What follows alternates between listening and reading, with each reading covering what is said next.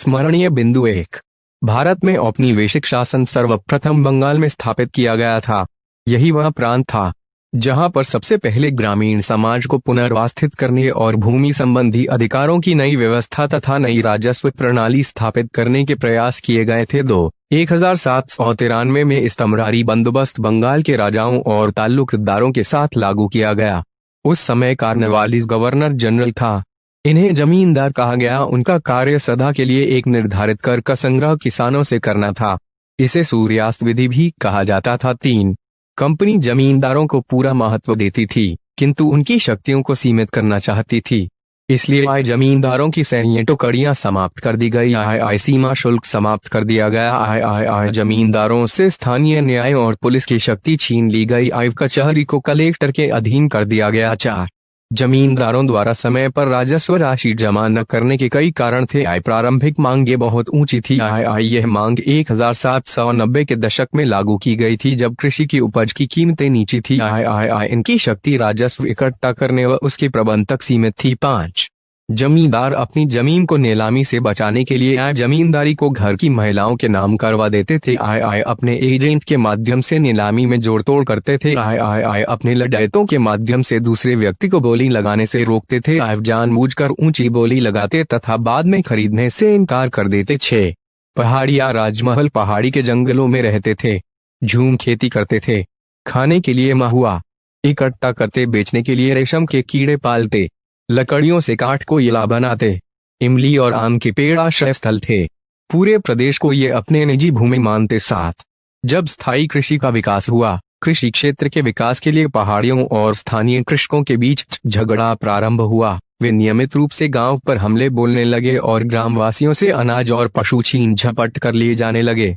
अंग्रेज अधिकारियों ने 1780 के बाद पहाड़िया लोगों के दमन के लिए क्रूर नीति अपनाई और इनका शिकार और संहार करने लगे। 8। 1780 के दशक के आसपास संथाल लोग बंगाल में आने लगे। वे जमींदारों के यहाँ भाड़े पर करते। अंग्रेजों ने उनका उपयोग जंगल की सफाई के लिए किया। वे भूमि को ताकत लगाकर जोते। हल इनकी पहचान थी तथा ये स्थायी कृषि में विश्वास करते थे। 9। अंग्रेजों ने 1832 तक जमीन के काफी बड़े क्षेत्र को सीमांकित करके इसे संथालों की भूमि घोषित कर दिया। इस क्षेत्र को दामिनीकोह का नाम दिया गया। इनके अनुदान पत्र में यह शर्त थी कि उनको दी गई भूमि के कम से कम 10वें भाग को साफ करके पहले 10 वर्ष के भीतर जोतना था। 10। 1855 से 56 में संथालों ने विद्रोह कर दिया। इसके प्रमुख कारणों में 1। संथालों की जमीन पर सरकार द्वारा भारी कर लगाना। 2। सरकार द्वारा ऊंची ब्याज दर वसूलना तथा कर्ज न अदा करने की स्थिति में जमीन पर कब्जा कर लेना था। 11। सूपा पूना जिले का एक बड़ा गांव, एक विपणन केंद्र, मंडी, जहां अनेक व्यापारी और सहकार रहते थे। यहां 12 मई 1875 को ग्रामीण इलाकों में किसानों ने विद्रोह कर दिया। साहूकारों के बही खाते, ऋण पत्र को जला दिया। इसे दक्कन का विद्रोह कहते हैं। 12। बम्बई दक्कन में जो राजस्व प्रणाली लागू की गई उसे रैयतवाड़ी कहा जाता है। यह रिकॉर्डों के सिद्धांत पर आधारित था। इसमें सरकार ने रैयत के साथ बंदोबस्त किया तथा कर को समय समय पर पुनर्निर्धारित किया जाता था। 13। अमेरिका में 1861 में गृह युद्ध छिड़ गया तो ब्रिटेन के कपास क्षेत्र में तहलका मच गया, क्योंकि अमेरिका से कपास आयात मुश्किल हो गया। जिस कमी की पूर्ति भारत से अधिक मात्रा में कपास का आयात करके किया गया, इसके लिए भारतीय किसानों को कपास के उत्पादन के लिए प्रोत्साहित किया गया। साहूकारों द्वारा ऋण उपलब्ध करवाया गया। 14। 1865 के आसपास जब अमेरिकी गृह युद्ध समाप्त हुआ तो अमेरिका में फिर से कपास का उत्पादन चालू हो गया, जिससे भारत से निर्यात में कमी आ गई।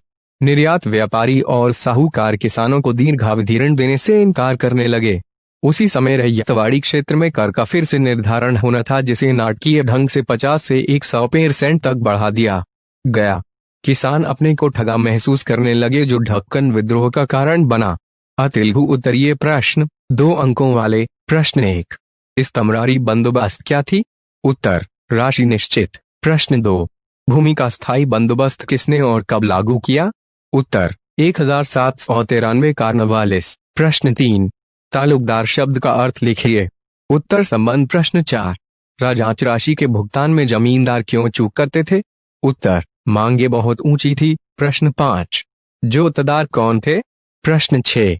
5वीं रिपोर्ट क्या थी और इसका क्या महत्व था? प्रश्न 7, सूर्यास्त विधि से क्या अभिप्राय है? प्रश्न 8, किसानों के लिए राजस्व अदा करना असंभव क्यों था? प्रश्न 9, दकंदगा आयोग से क्या अभिप्राय है? प्रश्न 10, राजस्व भुगतान के 2 तरीके कौन कौन से हैं? प्रश्न 11, रैयतवाड़ी बंदोबस्त से क्या अभिप्राय है? प्रश्न 12, अमला किसे कहा जाता था? प्रश्न 13, बुकानन कौन था? इसकी एक विशेषता लिखिए। उत्तर दीजिए लगभग 100 से 150 शब्दों में। प्रश्न 1, ग्रामीण बंगाल के बहुत से इलाकों में जोतदार एक ताकतवर हस्ती क्यों था? उत्तर, ग्रामीण बंगाल के बहुत से इलाकों में जोतदार एक ताकतवर हस्ती निम्नलिखित कारणों से था। 18वीं शताब्दी के अंत में एक ओर जहां कई जमींदार आर्थिक दृष्टि से संकट की स्थिति से गुजर रहे थे, वहीं दूसरी ओर जोतदार धनी किसानों के रूप में अनेक गांवों में अपनी स्थिति मजबूत किए हुए थे। 19वीं शताब्दी के शुरू के वर्षों के आते आते इन जोतदारों ने जमीन के बड़े बड़े भूखंडों को प्राप्त कर लिया था। ये जोतदार प्रायः अपनी जमीन का बहुत बड़ा भाग बटाईदारों के माध्यम से जुतवाते थे। वे बटाईदार एक तरह से जोतदारों के अधीन होते थे तथा उपज के बाद कुल पैदावार का आधा भाग जोतदारों को दे देते थे। कई गांवों में जोतदारों की ताकत जमींदारों की ताकत की तुलना में अधिक प्रभावशाली थी। ये जोतदार जमींदारों की तरह जमीनों से दूर शहरों में नहीं बल्कि गांव में रहते थे और इस तरह गांवों के गरीब ग्रामीणों के काफी बड़े वर्ग पर सीधा नियंत्रण करते थे। वही जमींदारों द्वारा लगान बढ़ाने की कोशिश करने पर ये जोतदार उन जमींदारों का घोर विरोध करते थे तथा रैयत, काश्तकार या जमीन जोतने वाले जोतदारों के पक्ष में होते थे। रैयत जमींदारों का जम्मा लगान इन्हीं जोतदारों के इशारे पर देर से भुगतान करते थे। इस तरह जमींदारों की स्थिति खस्ता हो जाती थी। उनकी जमींदारियों की नीलामी होती थी तो जोतदार अपने धन और बटाईदारों के सहयोग से जमीनों को खरीद लेते थे। प्रश्न 2, जमींदार लोग अपनी जमींदारियों पर किस प्रकार नियंत्रण बनाए रखते थे? उत्तर, जमींदार लोग अपनी जमींदारियों पर निम्नलिखित ढंग से नियंत्रण बनाए रखते थे। 1, जमींदारों ने राजस्व की विशाल धनराशि न चुकाने की स्थिति में कंपनी राज से अपनी जमींदारियों को बचाने के लिए या संभावित नीलामी की समस्या से निपटने के लिए कई रणनीतियां बनाई। इन्हीं रणनीतियों में एक रणनीति फर्जी बिक्री की तकनीक थी। 2, फर्जी बिक्री एक ऐसी तरकीब थी जिसमें कई तरह के हथकंडे अपनाए जाते थे। उदाहरण के लिए, बर्दवान के राजा ने पहले तो अपनी जमींदारी का कुछ हिस्सा अपनी माता को दे दिया, क्योंकि कंपनी ने यह निर्णय ले रखा था कि स्त्रियों की संपत्तियों को नहीं छीना जाएगा। 3, जमींदार ने नीलामी की प्रक्रिया में अपने एजेंटों के माध्यम से जोड़तोड़ किया। कंपनी की राजस्व मांग को कई बार जानबूझकर रोक लिया गया और भुगतान न की गई बकाया राशि बढ़ाई गई। जब भूसंपदा का कुछ हिस्सा नीलाम किया गया तो जमींदार के आदमियों ने ही अन्य खरीदारों के मुकाबले ऊंची ऊंची बोलियां लगाकर संपत्ति को खरीद लिया। आगे चलकर उन्होंने खरीद की राशि को अदा करने से इनकार कर दिया, इसलिए उस भूसंपदा को फिर से बेचना पड़ा। एक बार फिर जमींदार के एजेंटों ने ही उसे खरीद लिया और फिर एक बार खरीद की रकम नहीं अदा की गई और एक बार फिर नीलामी करनी पड़ी। यह प्रक्रिया बार बार दोहराई जाती रही और अंततोगत्वा राज्य और नीलामी के समय बोली लगाने वाले थक गए। जब किसी ने भी बोली नहीं लगाई तो उस संपदा को नीची कीमत पर फिर जमींदार को ही बेचना पड़ा। 4, जमींदार कभी भी राजस्व की पूरी मांग नहीं अदा करता था। इस प्रकार कंपनी कभी कभार ही किसी मामले में इकट्ठी हुई बकाया राजस्व की राशियों को वसूल कर पाती थी। 5, जमींदार लोग और भी कई तरीकों से अपनी जमींदारियों को छीनने से बचा लेते थे। जब कोई बाहरी व्यक्ति नीलामी में कोई जमीन खरीद लेता था तो उसे जमीन पर कब्जा नहीं मिलता था।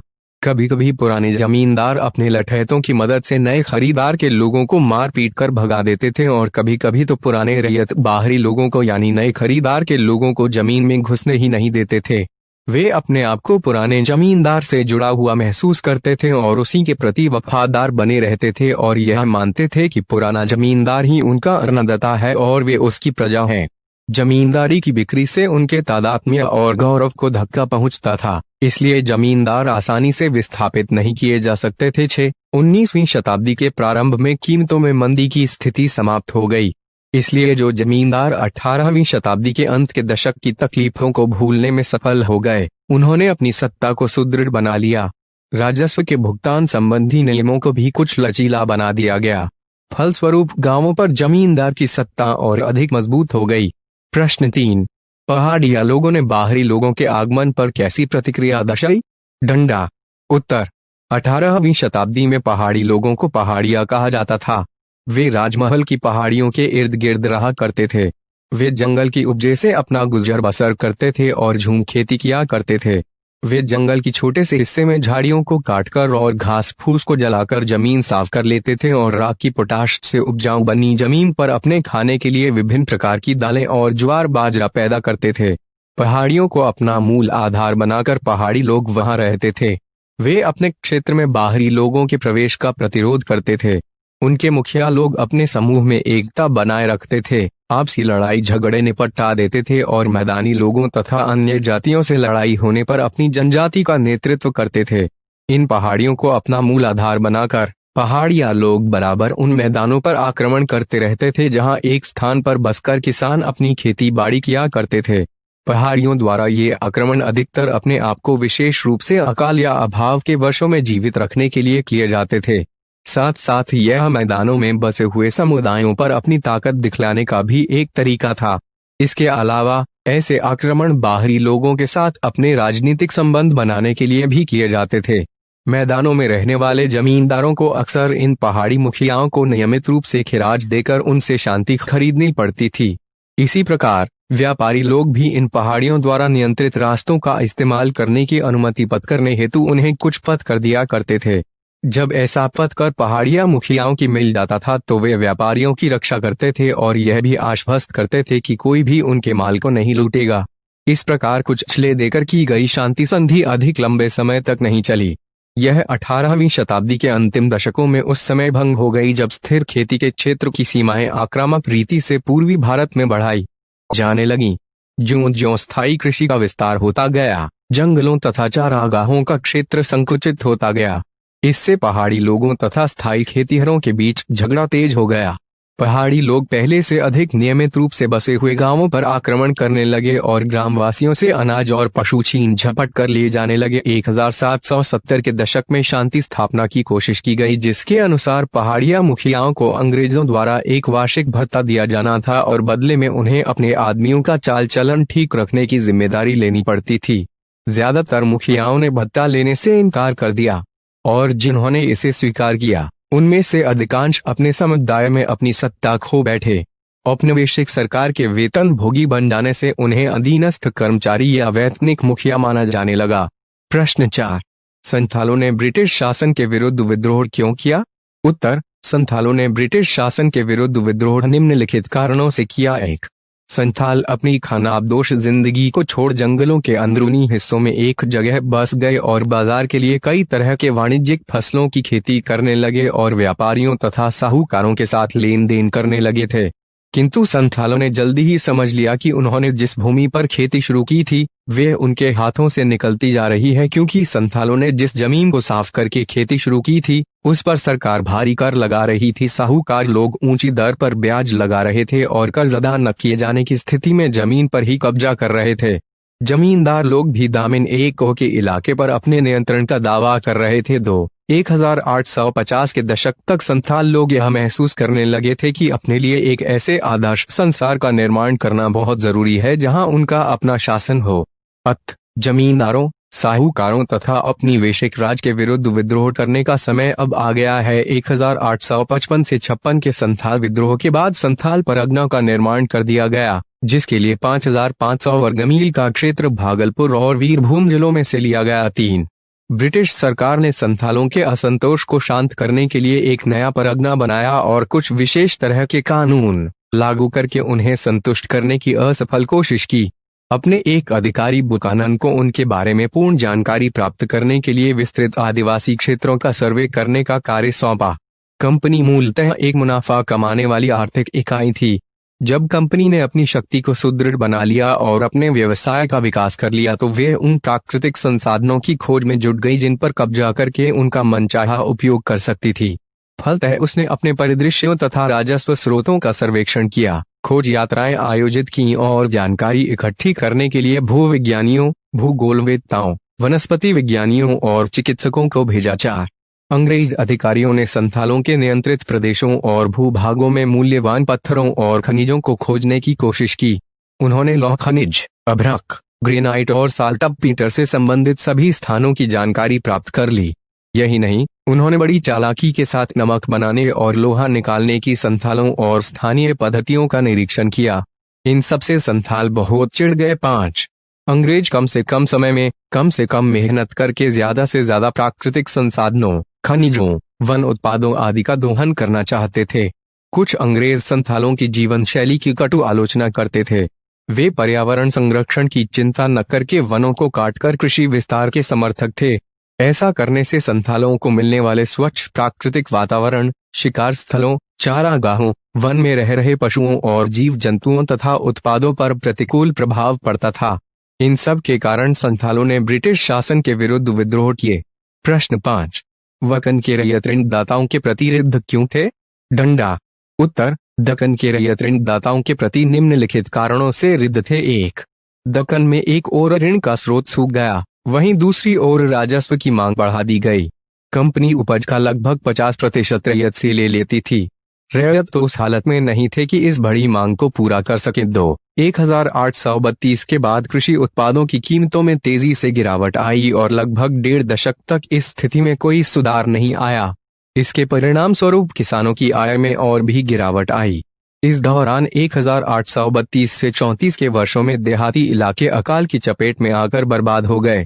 दक्कन का 1/3 पशुधन मौत के मुंह में चला गया और आधी मानव जनसंख्या भी काल का ग्रास बन गई। और जो बचे, उनके पास भी उस संकट का सामना करने के लिए खाद्यान्न नहीं था। राजस्व की बकाया राशियां आसमान को छूने लगीं। ऐसे समय किसान लोग ऋणदाता से पैसा उधार लेकर राजस्व चुकाने लगे। लेकिन यदि रैयत ने एक बार ऋण ले लिया तो उसे वापस करना उनके लिए कठिन हो गया।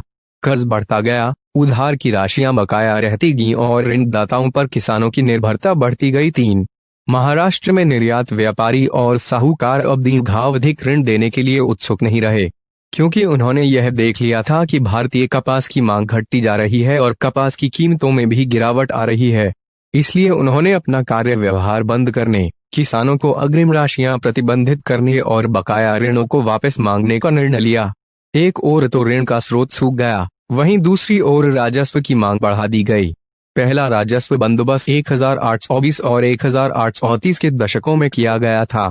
अब अगला बंदोबस्त करने का समय आ गया था और इस नए बंदोबस्त में मांग को नाटकीय ढंग से 50 से 100% तक बढ़ा दिया गया। 4. ऋणदाता द्वारा ऋण देने से इनकार किए जाने पर रैयत समुदाय को बहुत गुस्सा आया।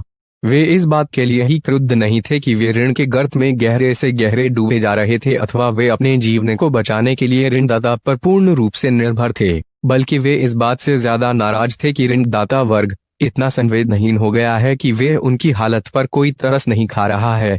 ऋणदाता लोग देहात के प्रथागत मानकों यानी रूढ़ि रिवाजों का भी उल्लंघन कर रहे थे।